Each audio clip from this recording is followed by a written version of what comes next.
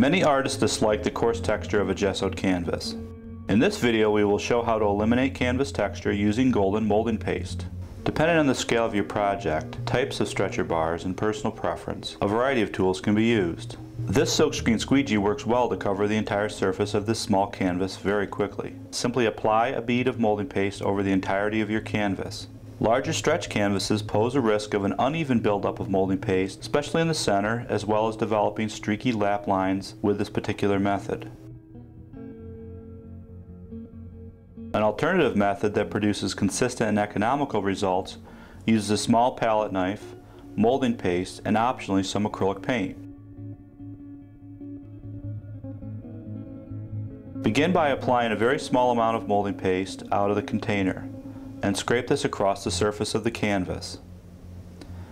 If the amount of applied molding paste is hard to control, simply return some back into the container. Continue to scrape an even, thin layer across the entire surface of your canvas. It is best to hold the palette knife at a sharp angle to remove most of the product, leaving a very fine skim coat.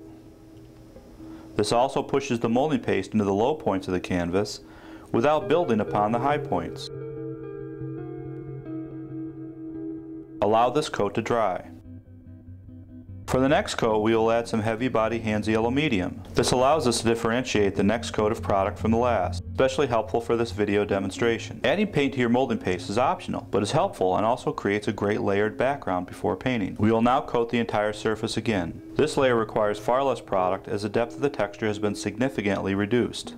As you can see, we are still tightly scraping a thin layer with the knife at a sharp angle. Even though this is a very smooth surface, the translucency of the molding paste layers appear textural in the video. Once again, we will allow this surface to dry. For our final layer, we will add some heavy body carbon black to our molding paste to get back towards the look of the original black gessoed surface. The colors used are entirely up to the artist, but should have enough contrast between layers. Now we will coat the surface one last time, creating a very smooth and sealed surface. You will notice at this point that the product travels effortlessly across the surface of the canvas and resistance is minimal. If for some reason this surface doesn't end up as smooth as hoped, a little wet sanding may be done after the films are dry.